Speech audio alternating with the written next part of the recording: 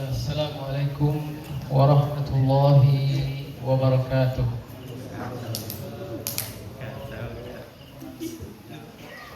Innal hamdalillah nahmaduhu wa nasta'inuhu wa nastaghfiruh min sayyiati a'malina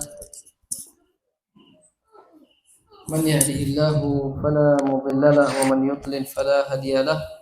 Asyhadu an la ilaha illallah wahdahu la syarika lah wa asyhadu anna Muhammadan abduhu wa rasuluhu la nabiyya ba'dah. Amma ba'du, fa inna asdaqal hadithi kitabullah wa khairul hadi hadi Muhammadin sallallahu alaihi wasallam wa syarrul umuri muhdatsatuha fa inna kulla muhdatsatin bid'ah wa kulla bid'atin dhalalah wa kulla dhalalatin finnar. Kaum muslimin, kaum muslimat rahimakumullah. Pada malam ini yang menjadi pembahasan kita adalah pembahasan seputar tauhid al-asma was sifat. Kalau kita membaca kitab akidah, maka para ulama menjelaskan bahwasanya di dalam Al-Quran dan hadis pembahasan tauhid itu terbagi menjadi 3. Yang pertama adalah tauhid al-uluhiyah. Yang kedua adalah tauhid ar-rububiyah. Dan yang ketiga adalah tauhid al-asma was sifat. Tauhid al-uluhiyah itu asal katanya adalah dari lafaz al-ilah. Al-ilah artinya yang disembah atau yang diibadahi. Maka tauhid al-uluhiyah ialah mentauhidkan Allah Subhanahu wa taala di dalam peribadatan kepadanya. Dalilnya adalah firman Allah Subhanahu wa taala dalam ayat kursi, Allahu la ilaha illa huwa. Allah tidak ada ilah yang berhak disembah kecuali Dia. Nah, ini dinamakan dengan tauhid al-uluhiyah. Tauhid yang kedua adalah tauhid ar-rububiyah. Asal katanya adalah dari Rabb. Rabb itu diterjemahkan ke dalam bahasa kita dengan penguasa. Apabila Allah menyebutkan kata Rabb untuk menyebut dirinya dalam Al-Quran, berarti Allah sedang berbicara tentang kekuasaannya. Dalilnya adalah firman Allah Subhanahu wa taala dalam surat Al-Fatihah. Alhamdulillahi Rabbil Alamin. Segala puji bagi Allah, Rabb semesta alam, penguasa alam semesta. Kenapa ada tauhid di situ? Alhamdulillah Rabbil Alamin. Kenapa ada makna tauhid di situ? Kita mengetahuinya nanti dari makna al-alam, al-alamina. Al-Imam Ibnu Katsir rahimahullah mengatakan wa kullu ma siwallahi al-alam. Dan segala sesuatu selain dari Allah Subhanahu wa taala adalah alam. Dan Allah lah Rabbnya. Berarti satu. Nah, dinamakan dengan tauhid ar-rububiyah. Syekh Ibnu Utsaimin mengatakan di dalam kata Rabb itu terkandung 3 makna. Yang pertama adalah Al-Khaliq, pencipta. Yang kedua Al-Malik, pemilik. Yang ketiga Al-Mudabbir, pengatur. Nah, jadi ketika Allah Subhanahu wa taala mengatakan, ketika Allah Subhanahu wa taala berfirman, alhamdulillahi rabbil alamin. Segala puji bagi Allah, Rabb semesta alam. Berarti artinya adalah pencipta alam semesta, pemilik alam semesta, penguasa alam semesta. Itu makna dari Rabb.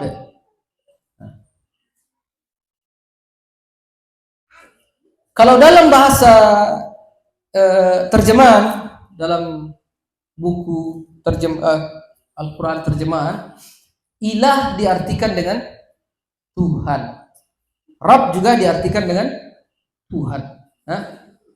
Nah, ini namanya terjemahan, belum masuk ke makna yang sebenarnya. Kalau makna yang sebenarnya, terjadi perubahan lafaz dalam Al-Quran, dalam bahasa Arab, itu akan terjadi perubahan makna. Jangankan perubahan huruf,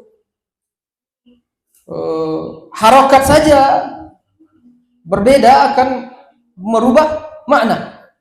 Nah, ini ilah dan Rabb. Nah, maka kita tahu bahwasanya ilah artinya adalah Tuhan yang disembah, penekanannya kepada ibadah. Kalau Allah menyebut kata al-ilah. Tapi kalau Allah Subhanahu wa taala menyebut kata Rabb, penekanannya adalah kepada kekuasaan. Maknanya adalah pencipta, pemilik, dan pengatur. Nah, dan Allah lah satu-satunya yang menjadi Rabb. Nah, dialah Rabbul Alamin. Selain darinya disebut Al-Alamina. Makanya dinamakan dengan Tauhid Al-Uluhiyah, Tauhid Ar-Rububiyah. Tauhid Al-Uluhiyah, mengesahkan Allah Subhanahu wa taala di dalam peribadatan. Tidak boleh beribadah kecuali hanya kepada Allah. Dalilnya adalah Allahu la ilaha illa huwa. Tauhid Ar-Rububiyah adalah mengesahkan Allah Tabaraka wa taala dalam kekuasaannya, di dalam penciptaan, di dalam kepemilikan, dan di dalam pengaturan. Maksudnya bagaimana? Dahulu alam semesta ini tidak ada. Kemudian diciptakan oleh Allah, jadi ada dia. Kemudian alam semesta yang sudah ada ini, pemiliknya hanya Allah. Kemudian alam semesta yang diciptakan oleh Allah dan Allah lah pemiliknya, maka Allah lah yang mengaturnya.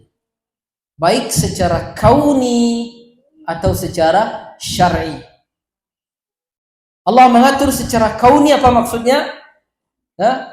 Allah jadikan matahari terbit dari timur, terbenam di barat. Nah, itu secara kauni. Allah jadikan kita lahir sebagai laki-laki, istri kita lahir sebagai perempuan. Itu kan kita tidak bisa memilih. Itu namanya Allah mengaturnya secara kauni. Nah, kalau secara syar'i apa maksudnya? Allah turunkan syariat. Nah, Allah menurunkan syariat. Wajib bagi kita sholat 5 waktu sehari semalam. Wajib bagi kita berpuasa pada bulan Ramadan. Nah, yang menetapkan ini wajib, ini sunat, ini halal, ini haram, itu siapa? Pemilik alam semesta ini, Allah Subhanahu wa taala. Nah, Allah yang mengaturnya, baik secara syar'i atau secara kauni. Ini dinamakan dengan Tauhid Ar-Rububiyah. Apa dalilnya? Surat Al-Fatihah. Alhamdulillahi Rabbil Alamin. Kemudian Tauhid yang ketiga. Tauhid yang ketiga adalah Tauhid Al-Asma' Was-Sifat. Dari mana asal katanya ini? Pertama dari al-asma. Al-asma itu jamak dari ismun. Ismun artinya nama. Al-asma berarti nama-nama. Nah, nama-nama siapa maksudnya? Nama-nama Allah Subhanahu wa ta'ala. Walillahil asma'ul husna walillahil asma'ul husna fad'uuhu biha wa dharul ladzina yulhiduna fi asma'i. Dan hanya milik Allah lah asma'ul husna. Asma'ul husna artinya nama-nama yang baik. Nama-nama yang baik apa maksudnya? Nama-nama yang mengandung makna yang baik. Tidak ada dari nama Allah itu yang maknanya buruk. Nah, semua nama-nama Allah itu adalah nama-nama yang baik, al-husna. Nah, kemudian dijelaskan dalam hadis Nabi SAW, Inna lillahi tis'atan wa tis'ina isman. Man ahsaha dakhalal jannah. Sesungguhnya Allah Subhanahu wa taala memiliki 99 nama. Nah, dalam riwayat Imam Muslim. Barang siapa yang menghitungnya, al-ihsa disebut di sini oleh Imam Ibnu Qayyim, maksudnya adalah bukan menghitung 1 Allah, 2 Ar-Rahman, 3 Ar-Rahim, 4 Al-Malik, 5 Al-Quddus. Bukan begitu maksudnya. Tapi bagaimana membahasnya di dalam Al-Quran dan Sunnah. Yatatabba'uha wa yaqra'uha tatabbu' wal istiqra'. Para ulama meneliti, melihat, mengkaji yang mana-mana saja nama Allah dalam Al-Quran dan As-Sunnah itu. Itu maksudnya ihsa itu. Kemudian mempelajarinya dan mengamalkan makna dari nama itu. Nah, ini yang disebut dengan ihsa. Man ahsa dakhal jannah. Barang siapa yang melakukan hal yang seperti ini, Nabi mengatakan, maka dia bisa masuk surga. Nah. Inna lillahi tis'atan wa tis'ina isman. Sesungguhnya Allah Subhanahu wa taala memiliki 99 nama. Dalam riwayat Imam Al-Bukhari, sesungguhnya Allah memiliki nama mi'ata illa wahidin. Sesungguhnya Allah memiliki nama 100 dikurang 1. 100 dikurang 1 berapa? 99. Nah, berdasarkan riwayat ini, bahwasanya nama Allah yang wajib kita pelajari adalah sebanyak 99. Adapun hadis tentang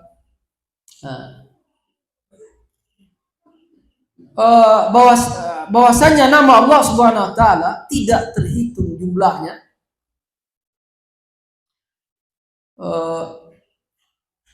hadis Ibnu Mas'ud radhiyallahu an, tapi Syekh Abdul Hasan Ali Jadullah Al-Misri meneliti hadis ini yang menjelaskan bahwa nama Allah itu ada, tidak terhitung jumlahnya, adalah hadis mungkar. Nah, karena keterputusan sanad dan riwayat dari rawi yang dhaif, sedangkan dalil yang sahih adalah nama Allah itu adalah 99. Bahkan dalam riwayat Imam Al-Bukhari dijelaskan lebih detail lagi, yaitu 100 dikurang 1. Nah, kalaupun hadis tentang bahwa nama Allah itu lebih daripada 99, tetap saja yang disyariatkan untuk kita kaji adalah sebanyak 99 yang disuruh hitung oleh Nabi SAW. Nah,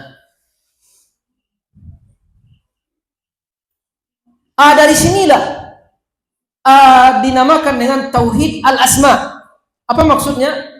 Bahwa di dalam nama-nama itu Allah memiliki, seorang muslim meyakini bahwa Allah memiliki 99 nama dan nama-nama yang baik, dan semua sifat yang terkandung daripada makna nama-nama itu betul-betul seperti itu pada Allah Subhanahu wa taala. dan tidak akan disamai oleh makhluknya. Begitu. Hanya Allah lah satu-satunya yang memiliki kesempurnaan nama seperti itu. Dia betul-betul seperti namanya. Seperti Allah Subhanahu wa ta'ala memiliki nama Ar-Rahim, yang Maha Pengasih. Maka Allah betul-betul Maha Pengasih. Berbeda dengan makhluk. Makhluk ketika dia memiliki nama, maka dia tidak akan sesempurna namanya. Ada orang namanya Abdullah, hamba Allah. Abdullah itu kan nama yang paling dicintai oleh Allah untuk nama seorang manusia. Abdullah dan Abdul Rahman. Tapi ada di antara makhluk yang namanya Abdullah, tapi dia orang munafik. Abdullah bin Ubay bin Salul. Tidak sesuai dengan namanya. Tapi manakala Allah Subhanahu wa taala menyebutkan dirinya, menyebutkan nama-namanya dalam Al-Qur'an, Allah menyebutkan namanya Al-Quddus, yang Maha Suci. Dia betul-betul suci. Allah menyebutkan namanya Al-Malik, dialah pemilik, memang dia pemiliknya. Begitu. Nah, kesempurnaan itu tidak bisa disamai oleh makhluk. Itulah yang kita yakini. Sendirinya Allah dalam kesempurnaan itu namanya apa? Tauhid al-asma. Kemudian ditambah lagi oleh para ulama dengan al-asma was sifat. Al-asma dan sifat. Kenapa tidak cukup dengan tauhid al-asma saja? Karena kan di dalam nama itu pasti tergantung apa? Sifatnya. Karena para ulama menjelaskan tidak ada nama Allah itu yang jamid. Jamid itu apa artinya? Yang kosong dari makna. Setiap nama yang Allah sebutkan pasti ada maknanya. Termasuk nama Allah sebagai Allah. Itu bukan sebuah nama yang kosong dari makna. Ada maknanya. Apa makna lafaz Allah itu? Al-ma'luh ilaihi al-qalb wal ilah. Yang disembah dan yang zat yang hati terkait kepadanya.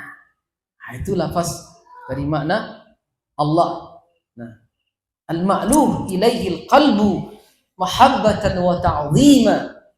Yang hati setiap makhluk terkait kepadanya dengan cinta dan pengagungan. Itu makna lafaz Allah.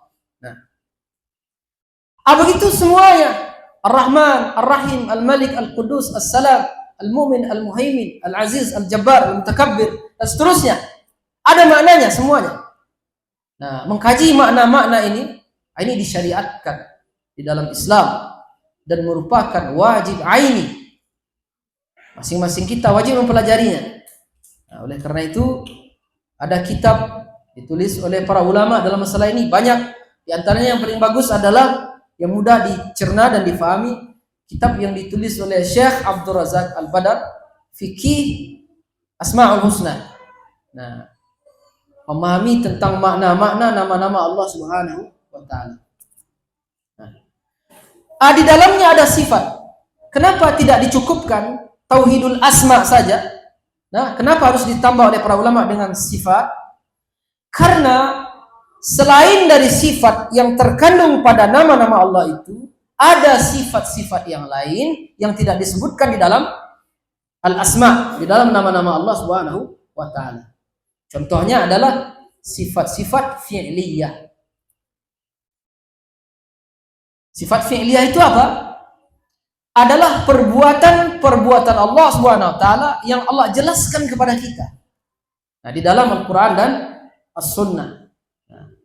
Karena sifat Allah itu tidak hanya yang zatiyah saja. Sifat zatiyah itu sifat yang ada pada zat Allah, seperti Allah melihat, Allah mendengar, Allah berbicara, Allah berkuasa, Allah menciptakan. Itu adalah sifat zatiyah. Yang terdapat dalam nama-nama Allah Subhanahu wa taala.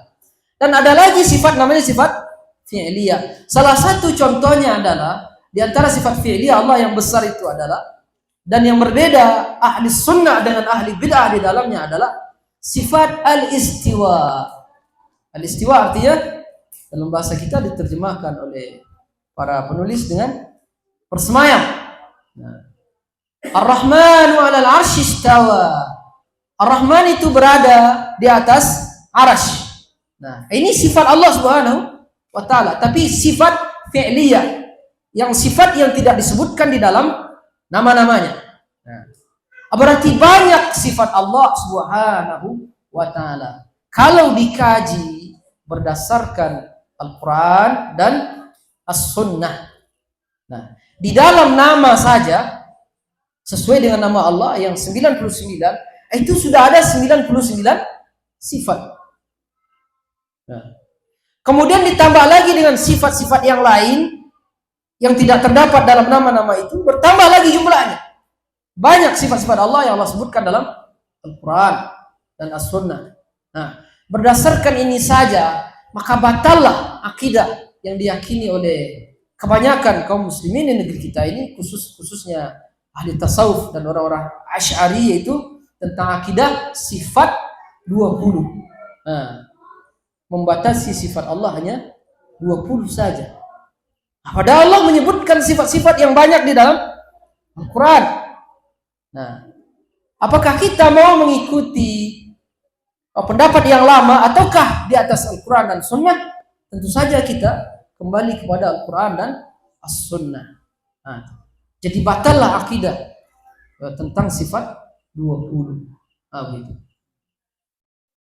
Nah, ketika Allah Subhanahu wa taala menyebutkan nama-namanya, kemudian menyebutkan sifat-sifatnya dalam Al-Quran, ketika hujjah itu sampai kepada kita, maka kita mentauhidkan Allah dalam perkara itu.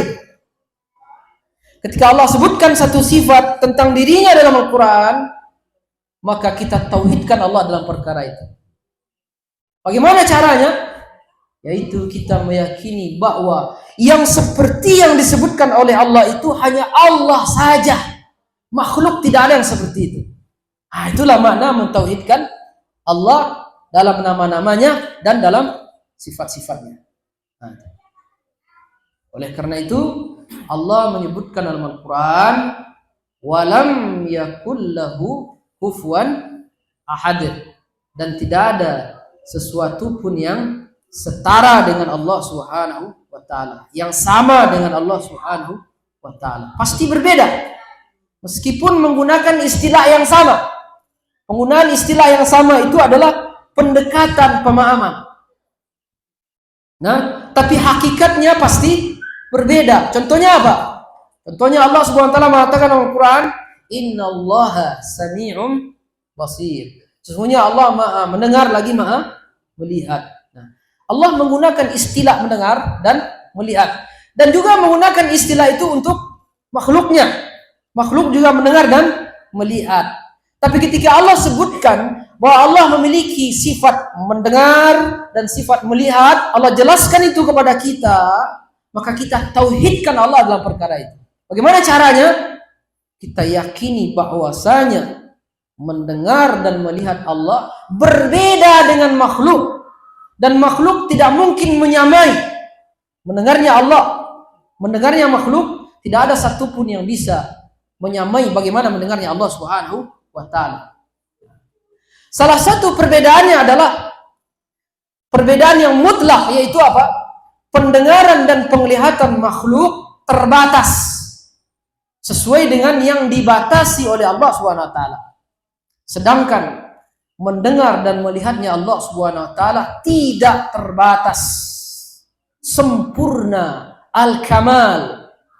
Nah, Allah mendengar bahkan sampai ke dalam lubuk hati kita yang paling dalam.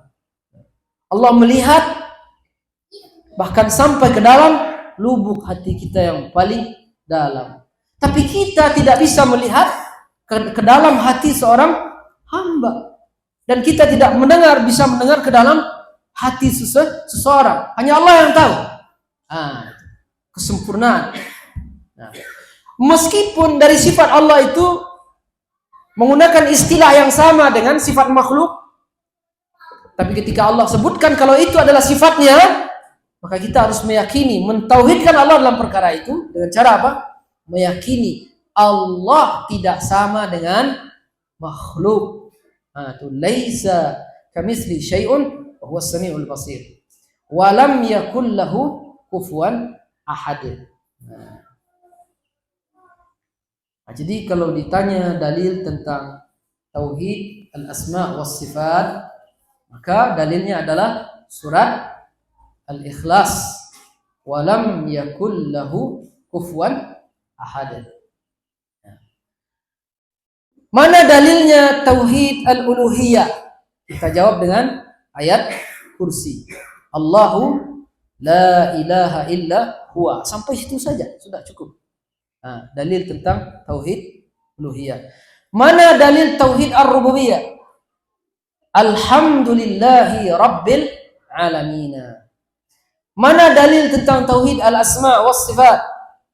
Wa lam yakul lahu kufuwan ahad. Nah, mana dalil yang mengumpulkan tiga tauhid itu? Allah Subhanahu wa taala berfirman sekaligus menerangkan kepada kita bahwa Allah itu ditauhidkan dalam perkara ibadah, dan Allah itu ditauhidkan dalam perkara kekuasaannya, dan Allah itu juga ditauhidkan dalam perkara al-asma was sifat. Dalilnya adalah surat Al-Ikhlas ayat 1. Qul huwallahu ahad. Katakanlah Allah itu Maha Esa.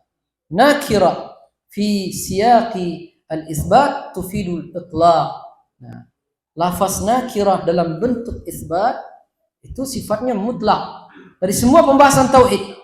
Kalau Allah sebutkan qul huwallahu ahad, katakanlah Allah itu Maha Esa, satu, tidak ada yang menyamainya, baik dalam perkara uluhiyah atau dalam perkara rububiyah ataupun dalam perkara al-asma was sifat.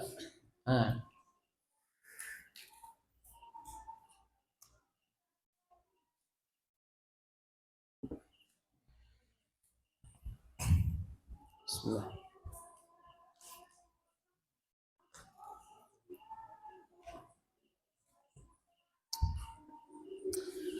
Baik, kita lanjutkan. Allah Subhanahu wa taala mengenalkan dirinya kepada hambanya di dalam Al-Quran melalui ayat-ayat tauhid al-asma was sifat. Manakala seorang hamba beribadah kepada Allah Subhanahu wa taala, kemudian dia bertanya, siapakah Allah ini? Man huwallah? Siapakah Allah ini? Siapakah Allah yang saya sembah ini? Maka Allah Subhanahu wa taala menjawabnya dalam banyak ayat dalam Al-Quran. Di antaranya adalah Allahu la ilaha illa huwa al-hayyul qayyum la ta'khudhuhu sinatun wa la nawm lahu ma fis samawati wa ma fil ard man dhal ladzi yashfa'u 'indahu illa bi idhnihi ya'lamu ma bayna aydihim wa khalfahum wa la yuhituna bi shay'in min 'ilmihi illa bima sha'a wasi'a kursiyyuhu as-samawati wal ard wa la ya'uduhu hifdhuhuma wa huwal 'aliyyul 'azim. Itu semuanya adalah sifat-sifat Allah Subhanahu wa taala untuk menjawab ketika hambanya bertanya siapakah Allah ini. Nah, ayat-ayat seperti ini namanya apa? Ayat al-asma was sifat. Nah, oleh karena itu ketika Ubay bin Ka'ab ditanya oleh Nabi sallallahu alaihi wasallam, "Ya Abul Munzir, ayu ayatin a'zamu fika fi kitabillah?" Wahai Abul Munzir, ayat mana menurutmu yang paling agung dari semua ayat di dalam Al-Quran? Ditanya Ubay bin Ka'ab oleh Nabi sallallahu alaihi wasallam. Kemudian Ubay bin Ka'ab mengatakan, Allah wa rasuluhu a'lam. Allah dan Rasulnya yang lebih tahu. Kemudian ditanya lagi oleh Nabi SAW. Kemudian dia jawab, Allah wa rasuluhu a'lam. Sampai 3 kali. Nah, ketika 3 kali masih ditanya oleh Nabi SAW, Ubay mengerti ini maksudnya Nabi apa? Menguji pemahamannya. Ini. Karena Ubay ini digelari oleh para sahabat dengan Sayyidul Quran. Dia salah seorang penghafal Quran Di zaman Nabi SAW, guru Al-Quran juga, ahli tafsir juga, dan dinamakan dengan Sayyidul Quran. Nah, kemudian ditanya oleh Nabi, ayu ayatin fika fi kitabillahi a'zam, ayat mana menurutmu wahai Ubay yang paling agung dari semua ayat-ayat dalam Al-Quran? Jamaah muka Allah Subhanahu wa taala, semua ayat Al-Quran itu apa? Agung. Tapi di antara ayat itu ada ayat yang paling agung. Sama seperti semua para nabi itu mulia.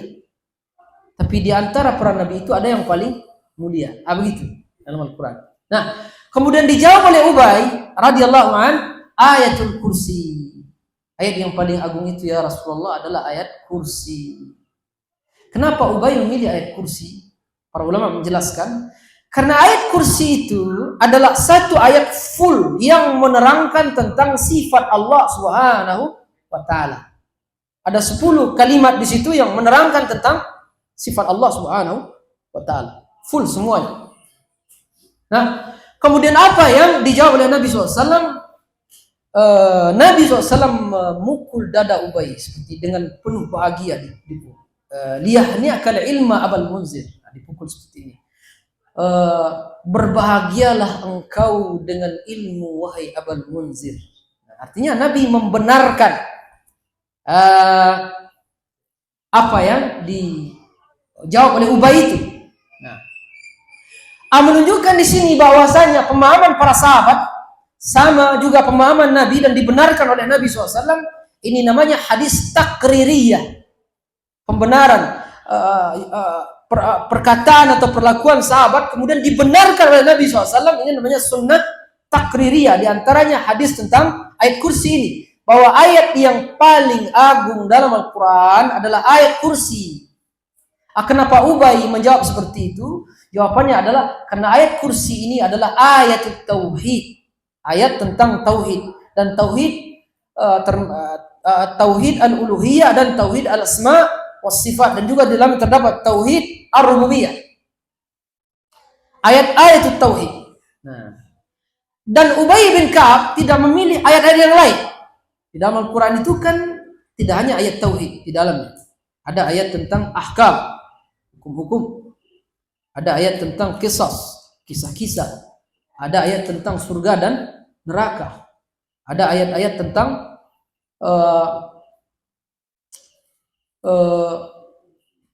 hukum-hukum. Nah, seperti itu.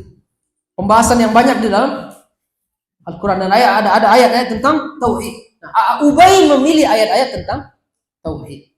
Nah, menunjukkan bahwasanya ilmu yang paling tinggi dan yang paling mulia di dalam Islam adalah ilmu tauhid, ilmu tentang mengenal Allah tabaraka wa taala.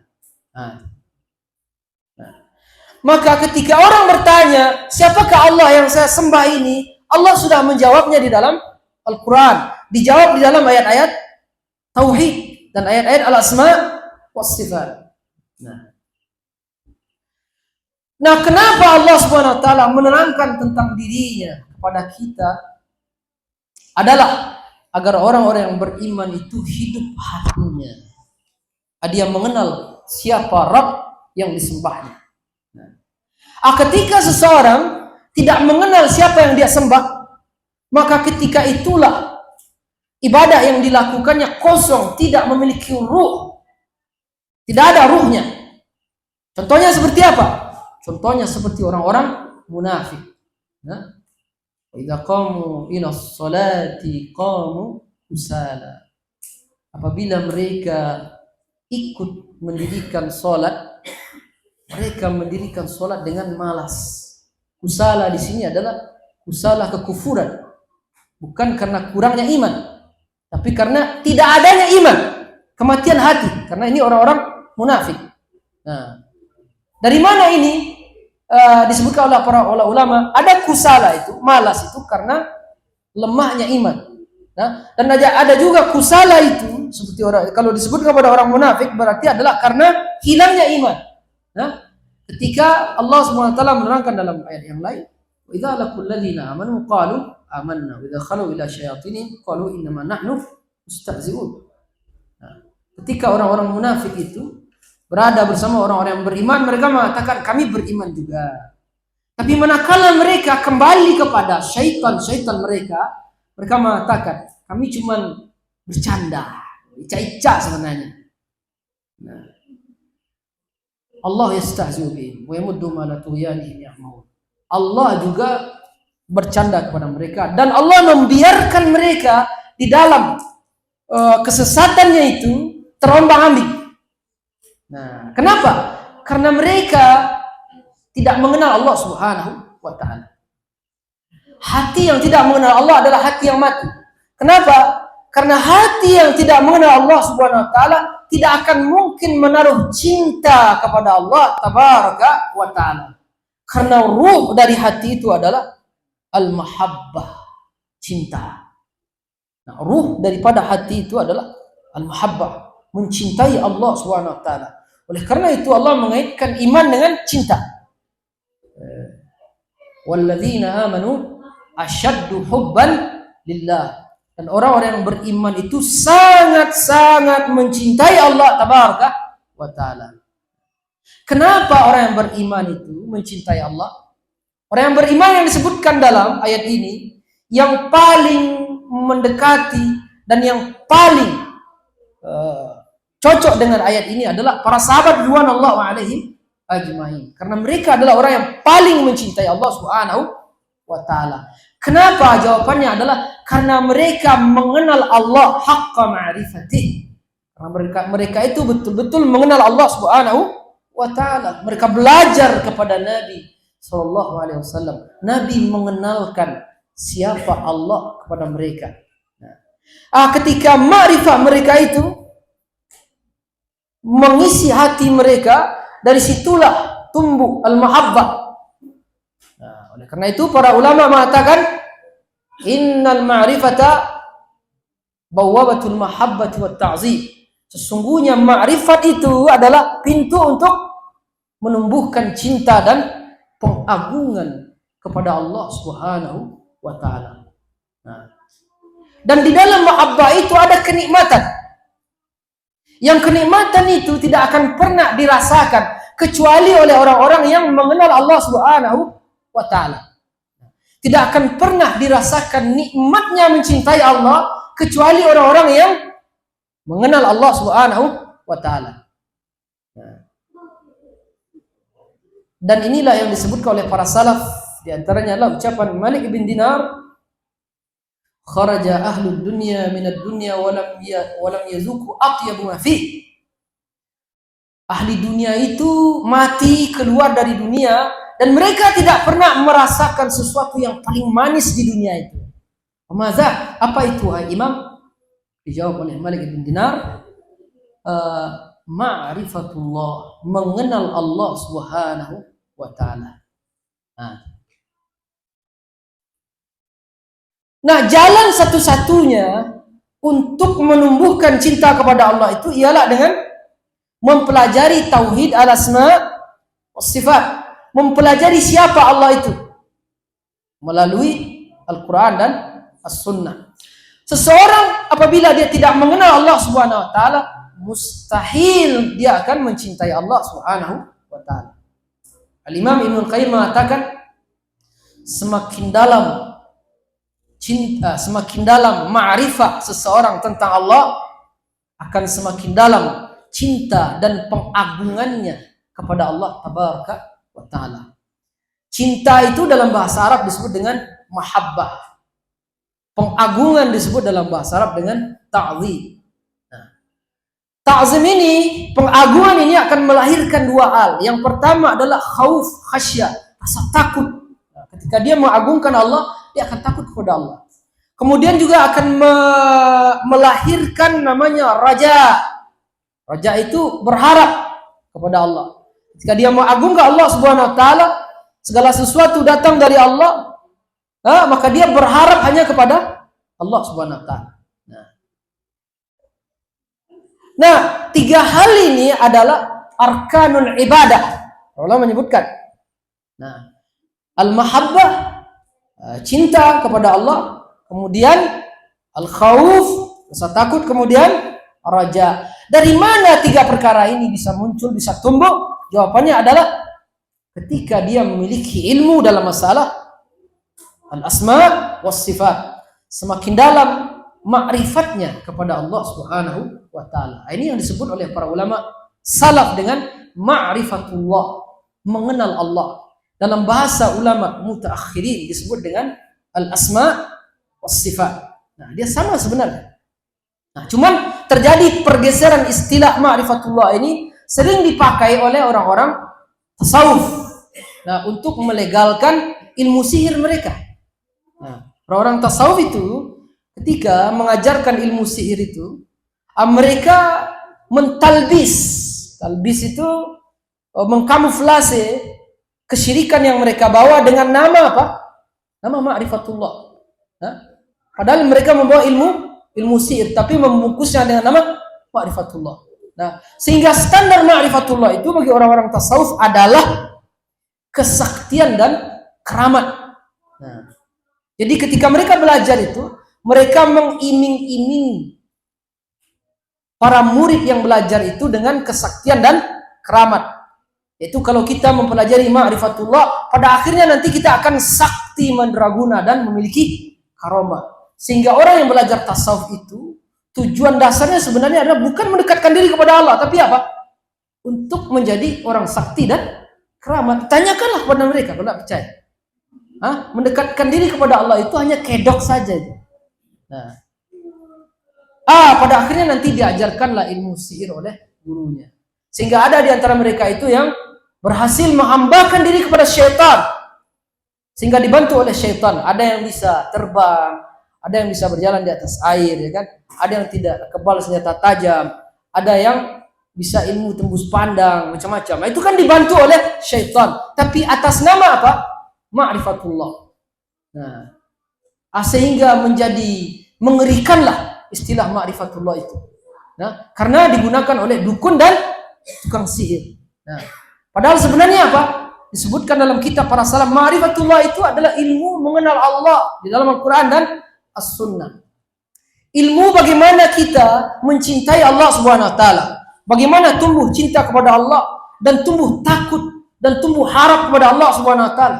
Itu sebenarnya ma'rifat itu. Ma'rifat yang sebenar ma'rifat itu adalah sebagaimana yang disebutkan oleh Sa'id bin Jubair radhiyallahu anhu. Beliau mengatakan, al-khasyatu innamal khasyatu khasyatul lati tahulu bainaka wa baina ma'siyatik. Dzalika khasyah. Rasa takut yang benar itu, rasa takut engkau kepada Allah ketika engkau mengenal Allah Subhanahu wa taala, engkau mengenal Allah adalah Rabbmu, kemudian engkau takut kepadanya, engkau mengatakan engkau takut kepada Allah. Takut yang benar itu ialah ketika takut yang kau miliki itu menghalangimu daripada maksiat kepada Allah Subhanahu wa taala. Ma'rifat yang betul-betul ma'rifat itu, kalau betul tinggi ma'rifatnya, bukanlah dia tahan api, tahan senjata tajam, tidak, tapi ketika dia dihadapkan kepada maksiat, maka dia tidak jadi bermaksiat. Seperti Nabi Yusuf alaihissalatu wassalam, ketika dia dihadapkan kepada maksiat, muncullah ma'rifatnya, begitu. Sehingga dia tidak jadi apa? Bermaksiat. Begitu. Tidak ada ketika para salaf mengatakan ma'rifat yang sebenar ma'rifat itu ialah ketika datang senjata tajam engkau kebal dari. Ketika engkau butuh terbang engkau bisa. Tidak ada dalam ilmu salaf dikatakan seperti itu. Tidak ada. Yang benarnya seperti yang dikatakan oleh Sa'id bin Jubair. Wa zikru asluha ta'atullah. Perkataan Sayyid Ibnu Zubair, dan zikir yang sebenar zikir itu ialah ketaatan kepada Allah Subhanahu wa taala. Kenapa? Karena zikir itu pada hakikatnya ialah min lawazimi al-asma'i was sifat. Ketika kita membaca zikir itu, kita pada hakikatnya mengamalkan lawazim, konsekuensi dari zikir yang kita baca itu. Sehingga apa? Orang yang berzikir itu adalah orang yang selalu taat kepada Allah Subhanahu wa ta'ala. Apabila seseorang tidak taat kepada Allah Subhanahu wa ta'ala, maka dia laisa bidzakir. Kalau dia masih bermaksiat kepada Allah, masih berbuat syirik, masih melakukan bid'ah, masih bermaksiat kepada Allah, falaisa bidzakirin. Sayyid bin Zubair mengatakan, maka dia bukanlah ahli zikir. Wa in kana kasrat tasbihuhu wa qiraatul Qur'an. Walaupun dia banyak membaca tasbih dan banyak membaca Al-Quran, tapi masih bermaksiat kepada Allah, maka dia bukan ahli zikir. Bukan itu maksudnya. Kadang-kadang di sebagian pengajian itu kan zikir itu ialah dengan lisan itu, memperbanyak-banyak itu, tapi dia tetap bermaksiat kepada Allah Subhanahu wa taala. Jadi makrifat yang benar itu ialah makrifat yang menghalangimu daripada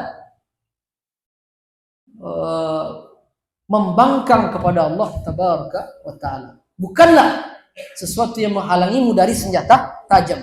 Buktinya apa? Nabi SAW juga luka kena benda tajam.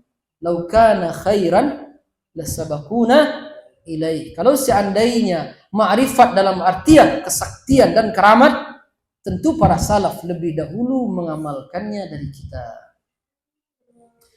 Maimun ibn Mihran mengatakan, wa dzikru dzikrani, mengingat Allah itu.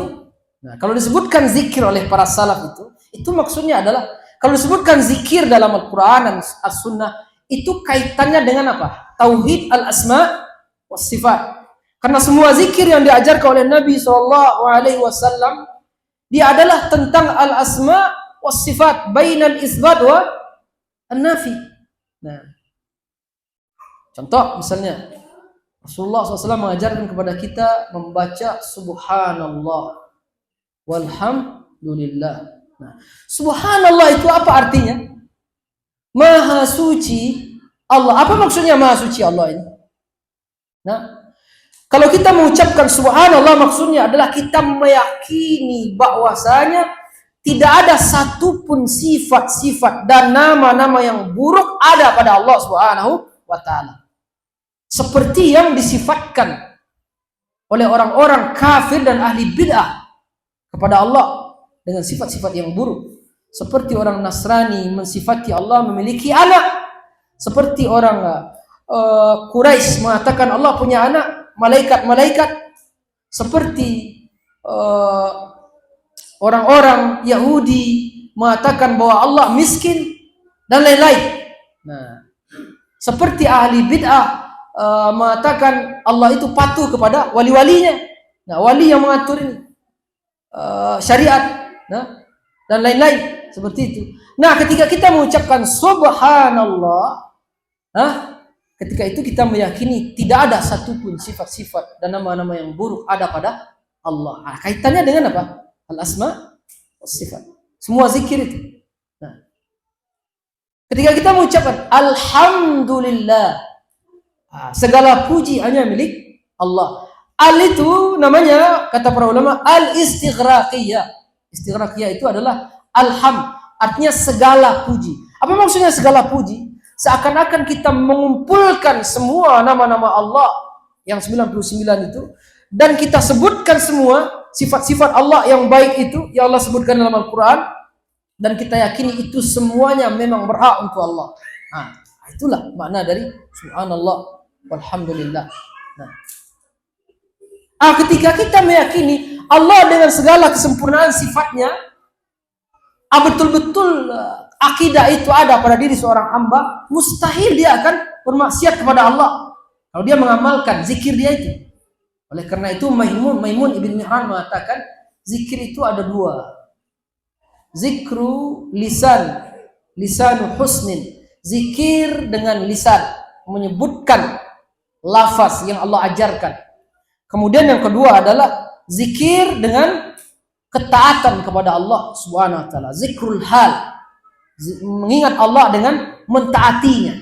Nah, wasluha, dan hukum asalnya adalah yang kedua ini.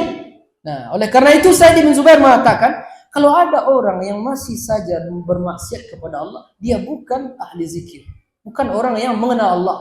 Oleh karena itu Allah dalam Al-Quran mengatakan, mensifati ahli maksiat dengan al-jahalah. Al-jahalah itu artinya apa? Lawan dari al-ma'rifah.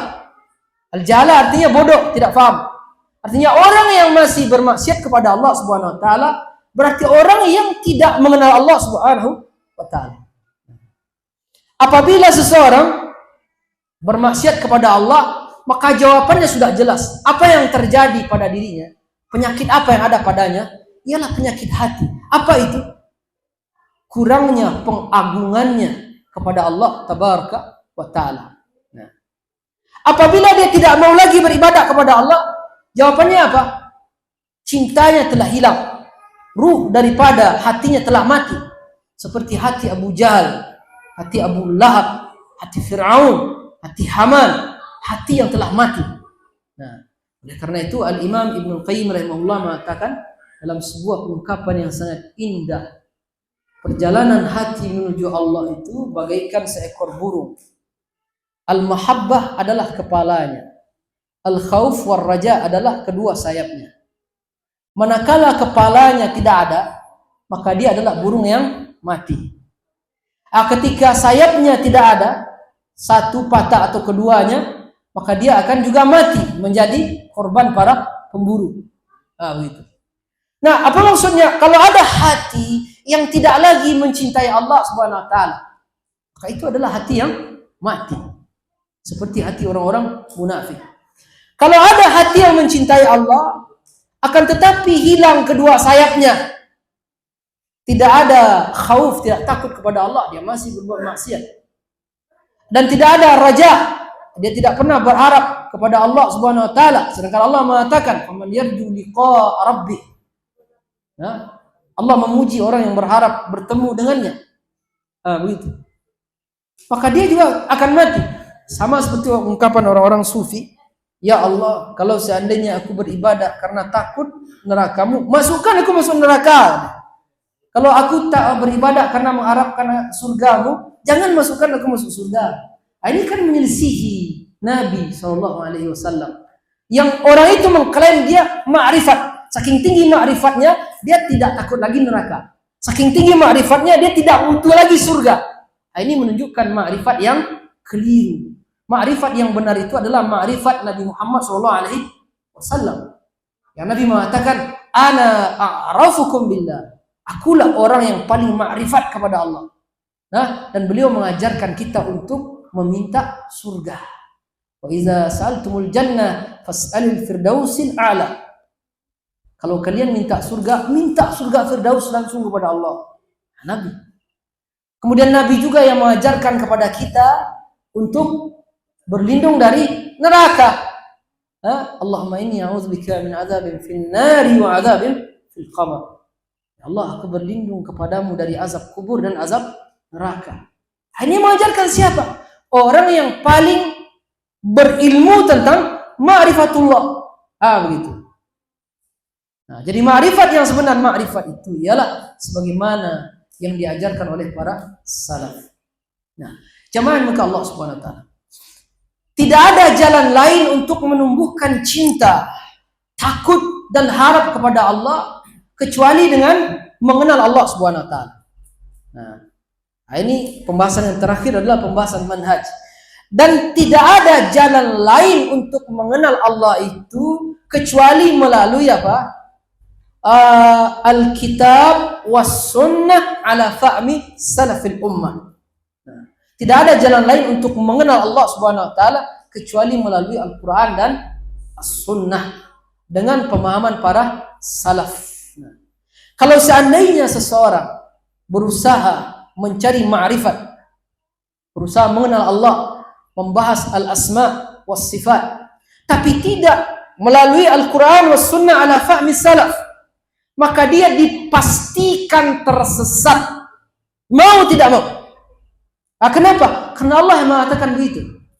"Waman yushaqiqir rasul min ba'di ma tabayyana lahul huda wa yattabi' ghaira sabilil mu'minin nuwallihi ma tawalla." Barang siapa yang menyelisih Rasul dalam perkara apapun dalam syariat ini, apalagi perkara yang paling tinggi, yaitu apa? Perkara ma'rifatullah. Kalau dalam ma'rifatullah kita menyelisih Rasul SAW, nuwallihi ma tawalla, maka kita akan tersesat dalam perkara itu. Wa yattabi' ghaira sabilil mu'minina, atau mengikuti jalan selain jalan para salaf. Ancaman juga sama, nuwallihi ma tawalla, maka dia juga akan tersesat. Nah, oleh karena itu, apabila kita melihat ahli tasawuf berbicara tentang ma'rifatullah, Semuanya hanya seperti dongeng dan orang menggigau. Karena tidak ada dasarnya dari Al-Quran dan As-Sunnah. Macam-macam dibacanya. Tidak ada dasarnya dari Al-Quran dan As-Sunnah. Dan Allah mengharamkan perkara ini. Berbicara tentang Allah tanpa dalil, haram hukumnya. Allah mengatakan, "Qul innama harrama rabbi al-fawahisha ma dhahara minha wa ma batan wal itsma wal baghya bighairi al-haqq wa an tusyriku bihi ma lam yunzil bihi sultana wa an taqulu 'ala Allahi ma la ta'lamun." Dan sesungguhnya Rabbku telah mengharamkan perkara-perkara disebutkan oleh Allah, maksiat dan kesyirikan. Kemudian pada akhir ayat Allah mengatakan, dan yang diharamkan juga oleh Allah adalah berbicara tentang Allah. Antakunu 'ala Allah, berbicara tentang Allah itu berarti apa? Mengaji ma'rifat, mengaji tauhid al-asma wa sifat. Nah, tanpa ilmu diharamkan. Allah yang mengharamkan. Nah, pertama, orang yang berbicara tentang Allah kalau tanpa dalil, maka dia sudah melakukan sebuah perkara yang haram. Kemudian Allah menyesatkannya. Begitu. Berarti tidak ada jalan lain bagi kita untuk perkara ini kecuali apa? Mengenal Allah melalui Al-Quran dan As-Sunnah. Itu jalannya. Dari sini kita paham bahwa jalannya untuk mengenal Allah adalah melalui Al-Quran dan As-Sunnah. Ala fahmi salafil ummah. Nah, ketika kita sudah tahu jalannya, apa yang harus dilakukan? Maka wajib bagi kita untuk menempuh jalan itu. Tidak boleh diam di tempat. Nah, ini yang disebut oleh para ulama dengan belajar. Nabi SAW mengatakan, al-ilmu bit ta'allum. Ilmu itu hanya didapat dengan belajar. Harus belajar, membaca, mentelaah, dan menghadiri majlis. Bertanya kepada guru, menulis, menukil masalah. Nah, meneliti. Nah, seperti itu. Tidak boleh diam di tempat. Nah, karena sunnatullahnya itu, orang berilmu harus dengan belajar. Seorang sampai kepada tujuannya ketika dia berjalan. Nah, tapi kalau dia sudah tahu ini jalan yang benar, ini jalan yang salah, tapi tetap dia berdiri saja di simpang jalan itu, tidak pernah berjalan, apakah dia akan sampai? Tidak akan sampai. Ya. Maka dia harus menempuh sunnatullah. Nabi mengatakan belajar itu, ilmu itu hanya dengan belajar. Tidak ada dalam Islam itu ilmu itu datang dengan bertapa, itu tidak ada. Tidak ada para sahabat yang bertapa.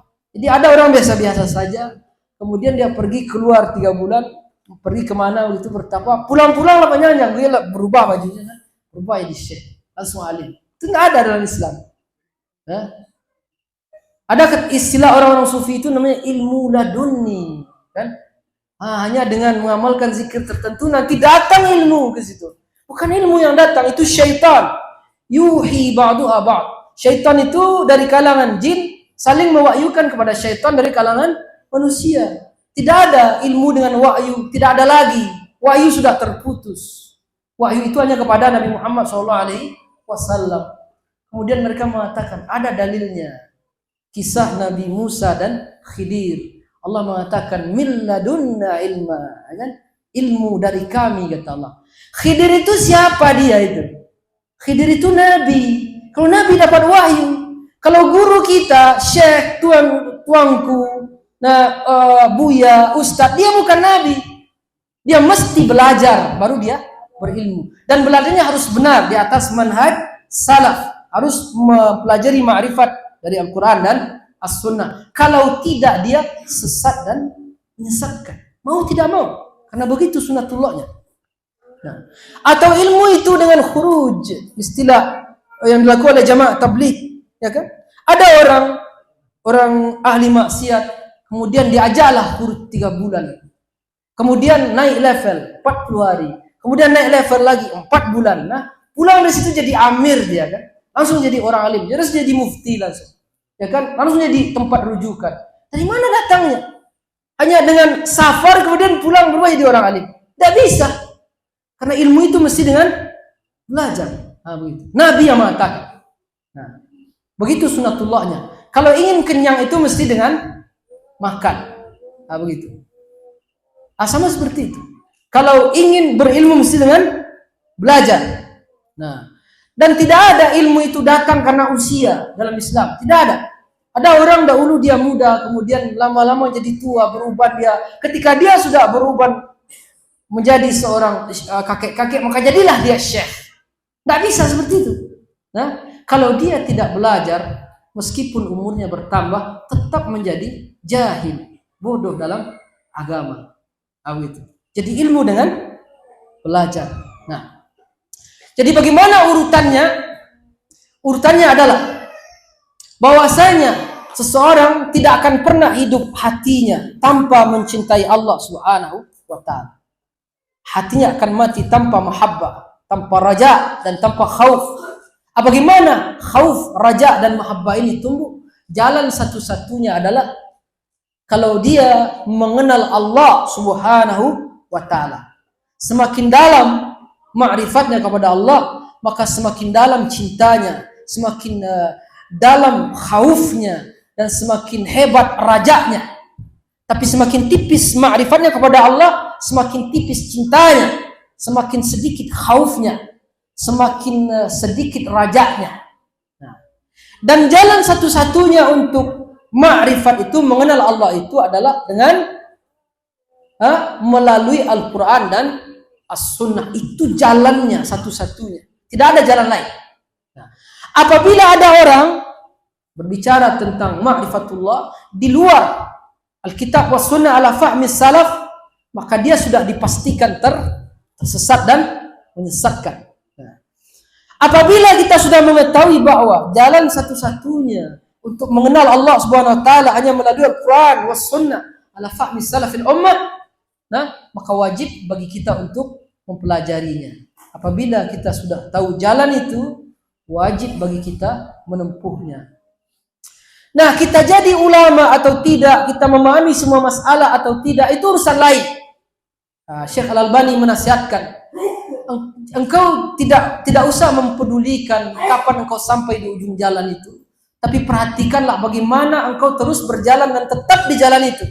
Dan kalaupun mati engkau sedang berjalan, engkau mati di jalan yang benar itu. Amin. Ini yang kita harapkan. Itulah yang bisa kita jelaskan pada pertemuan yang berbahagia ini. Semoga bermanfaat. Kita cukupkan sampai di sini. Subhanakallah wa bihamdika asyhadu an la ilaha illa anta astaghfiruka wa atubu ilaik. Assalamualaikum warahmatullahi wabarakatuh.